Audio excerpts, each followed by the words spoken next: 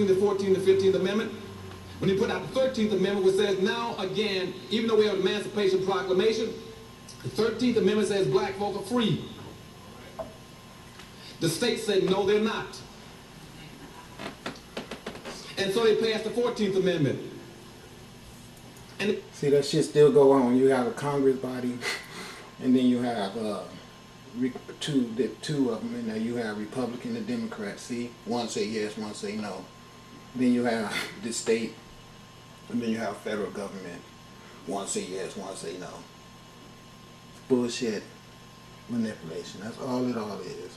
Rhetorical bullshit. It still wouldn't let blacks vote, do it, having the rights and freedom. Then they had to pass the 15th Amendment. And then since that time, they passed 11 civil rights laws saying the same thing. And you're still talking about chasing civil rights. Civil rights is useless for black folk because it has no power attached to it. Let me clarify what he's saying. The power of black people is all our minds united on one accord. That's what we're missing more than anything. All our minds united on one accord will make everybody be so powerful around the planet that we could just think every person on the planet off of the planet just by thinking them off. That's the powerful people that we are. But we so busy wanting to carry $35,000 bags around and tell lies through a microphone and enjoy all those privileges that we can get by selling our true God selves out to become a puppet of this devil influence. And so we have no guns, we have no manpower, we have no money. We ain't got shit except somebody who need to wake up our dead asses and make us all return to our God selves. And so I don't see nothing more important than that. That's why I do and say what I do. When you hear black folk talking about civil rights, you tell them we don't even want to hear. Because see, white folk get their civil rights with their skin color when they're born.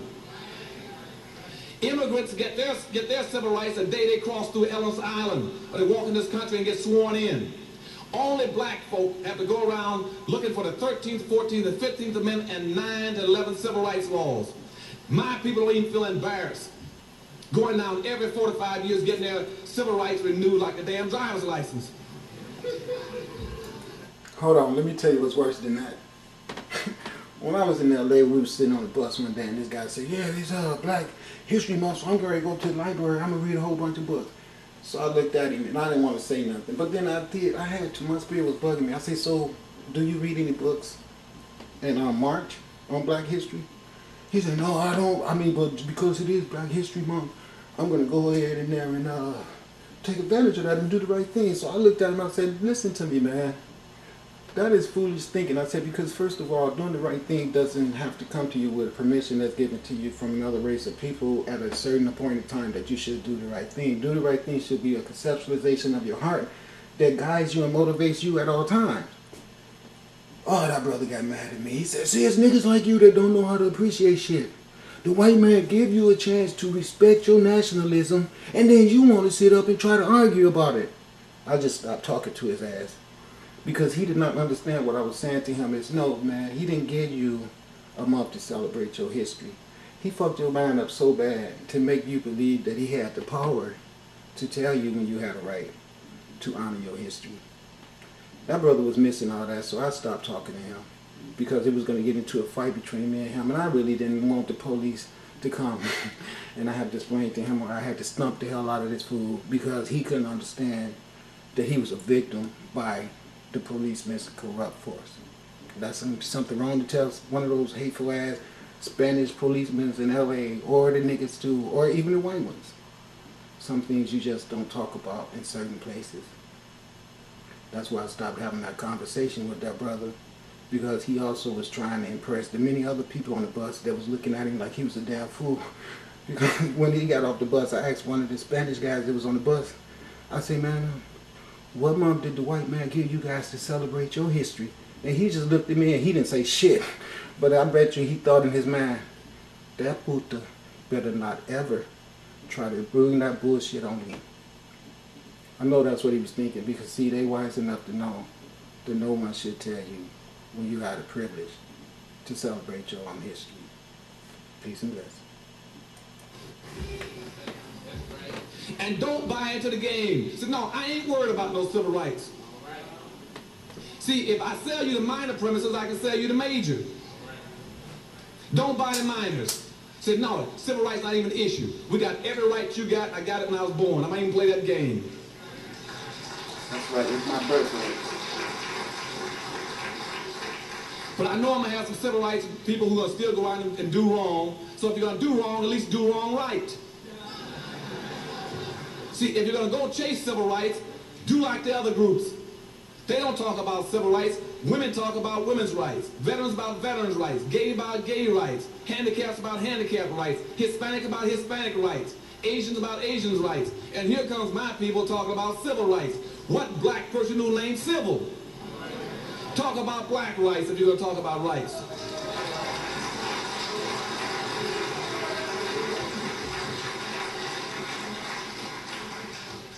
And tell them that, again, what we're talking about, the necessities of life, that's power and wealth, we've got to get as fast as we can. But that's what, and see, another thing we got to do, and that's one of the first things that the Harvest Institute is going to work on. We're going to go back to the courts. Just like the Jews get totally inflamed when you use the word Holocaust. Now, since the 14th Amendment was written for black folk, why in the world do black folk keep letting everybody else use the 14th Amendment against them? Let me tell you something. That's a thing that every lawyer in this country, every black lawyer should be in the Supreme Court right now. We are the only people who had the 13th and 14th and 15th Amendment written into the Constitution for you and have never been allowed to use it. Everybody else uses it. But guess how they're using it? They use it against us. It was written in 1866. Between 1866, not one black was ever able to use the 14th Amendment. Let me share the importance of that. Well, see, I want to share the reason why that's implemented also. You got to understand that the structure that has implemented a system of their elevation and their benefiting off of you being subservient or depressed or oppressed. It's not going to be the person that you can stand in line to wait on to give you the solution to your oppression. Not when they the one eating well, while you the one working for them all day. Why on any person's earth would a person that's got it so good not try to make that be sustained forever? Well, because they might have a understanding of karmic reapings. Well, we know by now some people don't have a clue about a karmic reaping, or they never would have dropped nuclear bombs or even built one. I mean, damn. 1882 and 1892. In that 10-year period, they lynched over 2,800 black men in the United States. See what I'm talking about? Now, but by the 1900s, between 1990 and 1900s, there were over 319 cases filed in U.S. Supreme Court to use the 14th Amendment. Out of that, 19 were blacks. The other 300 were major corporations using the 14th Amendment.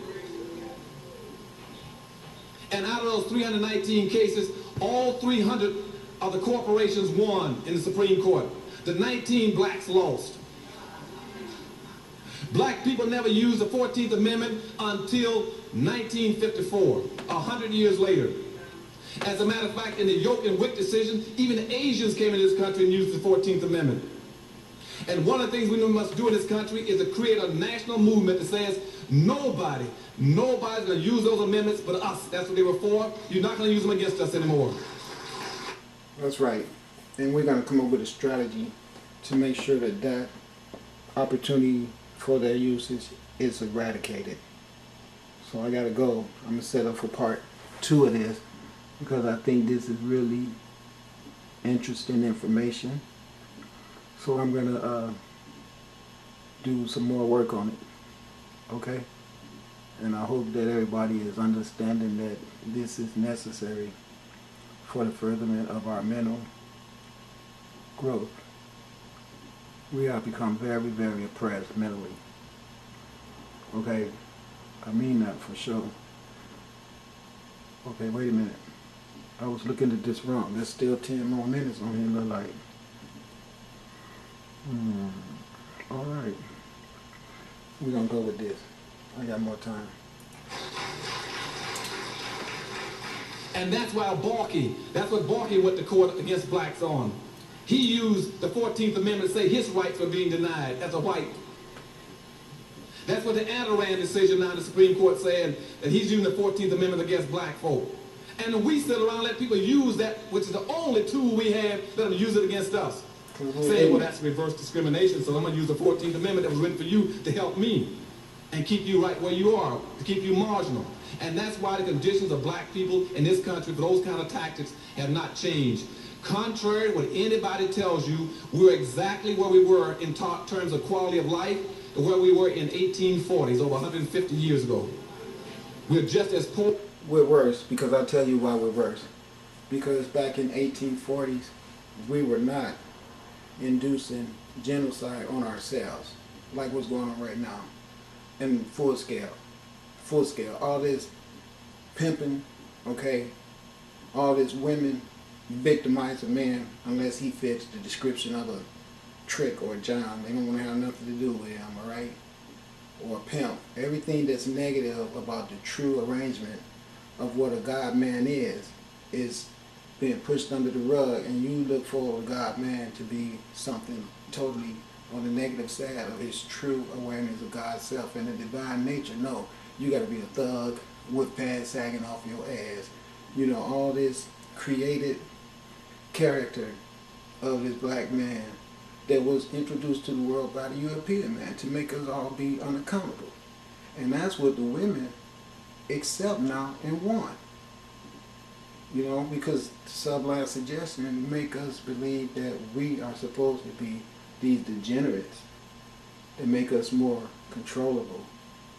Because none of that money and that wealth you got is going to help your ass when you get the smallest case in court. Look at what I'm going through over supposed to have stolen bike. So you know I don't need them little motherfuckers out there trying to, I don't be enticed by their openness or their extravagances. That's why I haven't used my intelligence to go out there and be synonymous with their evil to receive their belief system of wealth. But it's too many of us, melanated men and women, melanated gods and goddesses, that fall for their shit and make a fool out of ourselves. Or we're just as deprived, we're just as neglected, just as powerless, just as disorganized as we were then. And you got these people running around, I go on TV shows as Dr. Anderson, that can't be true. Look at Michael Jordan, look at Michael Jackson and Oprah. So, but what I'm telling you is that, and that public policy stayed on black folk.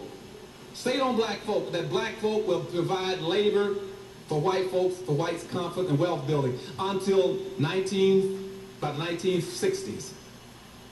Then all of a sudden... Well, see, what my job is to do just what this guy's doing, point that critical information out. That's why I wanted to give him a lot of play, because he is telling the truth. That is exactly what we've come to. But now with the invent of new industrialization and machinery and everything, we just come to the point now where these evil-ass people would just like to see our asses not even on the earth, the name of them. And that's the reason why you see the spirit of the blackbirds just leaving the blackbirds and making all the blackbirds fall dead to the earth. Because the universe is talking to us saying, we see the spirits of all the black people that you murdered still floating around the earth.